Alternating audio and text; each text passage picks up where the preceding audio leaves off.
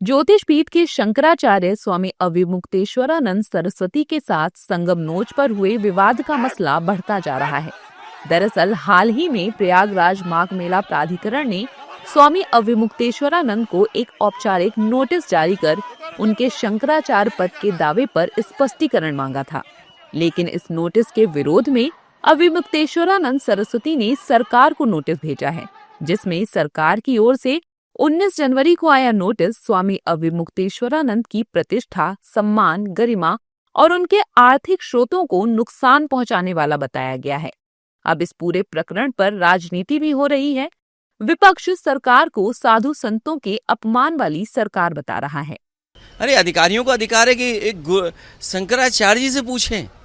ये तो सनातन धर्म का सबसे बड़ा अपमान है।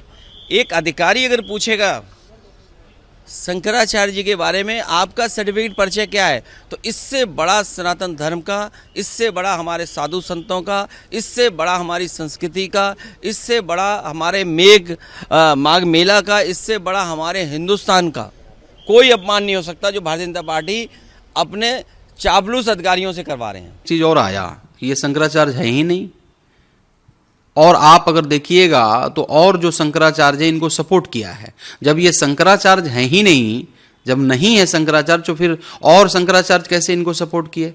दूसरी बात कि इन साधु संतों के साथ में जो व्यवहार हुआ पूरा दुनिया देखा, भारत के साथ साथ पूरा दुनिया देखा।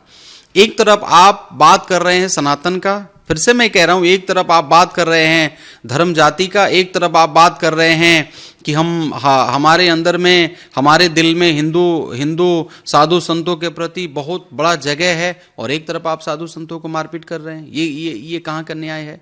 तो देखिए, इन्होंने जो मांग किया है, मुझे लग रहा है कि जो उन लोगों के साथ में हुआ है, इसके ऊपर में केंद्र सरकार को, सुप्रीम कोर्ट को, केंद्र सरकार को, आदरणीय प्रधानमंत्री जी को, आदरणीय गृह मंत्री जी को इमिडिएटली इसका संज्ञान लेना चाहिए, और वहां जितने लोगों ने गलत किया है साधु संतों के साथ में, कड़ा से कड़ा उन लोगों के ऊपर में उनको सजा मिलना चाहिए। देखिए, किसी भी धर्मगुरु के साथ इस तरह अपमान नहीं होना चाहिए।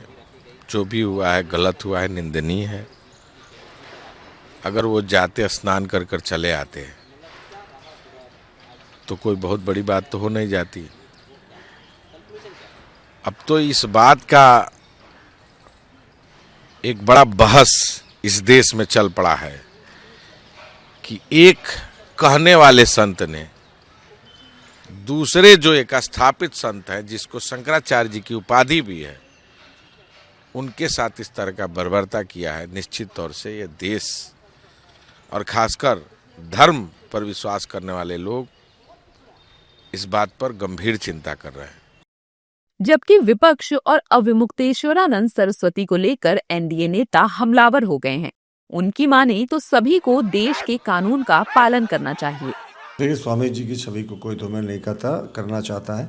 प्रशासन ने बहुत उनसे आग्रह किया कि आप बिना किसी पूर्व सूचना के आ रहे हैं, और अब आप बिल्कुल संगम स्थल पे पहुंच गए हैं। कुछ 100 मीटर का फैसला है, उससे आप पैदल चल लें। शंकराचार्य साहब के शिष्यों अड़ गए इस बात पर कि नहीं, वहां तक रथ जाएगा। और जिस तरीके के करोड़ों लोगों की वहां भीड़ थी, किसी अप्रिय घटना या भगदड़ की आशंका से इनकार नहीं किया जा सकता था। तो प्रशासन ने बहुत आग्रह किया, लेकिन अब उसके बाद अगर कोई हठधर्मिता पर अड़ जाए तो देश का कानून सर्वोपरि होता है साहब। आप कुछ भी हो, पर देश के कानून का तो आपको पालन करना ही होगा। जैसे इस घटना पर पुलिस ने अपना बयान जारी कर चुकी है। बस मैं इतना कहना चाहूँगा कि साधु संत जो है किसी और का मोह नहीं रखते किसी चीज़ का, और होना भी नहीं चाहिए। चूँकि पालकी पर ही चलेंगे, कहाँ चलेंगे, ये सब अलग अलग विषय है लोगों को। लेकिन साधु तो पैदल भी चलते हैं, तपस्या भी करते हैं। उनके ही तपस्या के पद चिन्हों पर समाज चलता है। इसमें कोई विवाद नहीं होना चाहिए।